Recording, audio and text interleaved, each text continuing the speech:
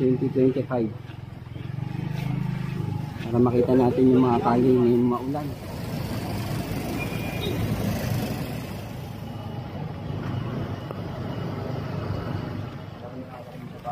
Merong ano, 7:30 yata.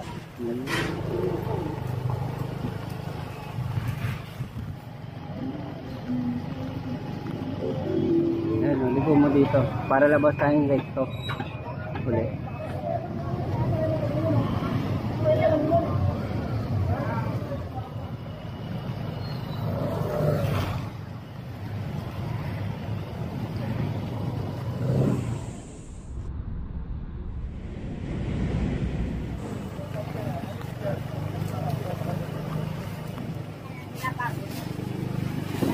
Yan.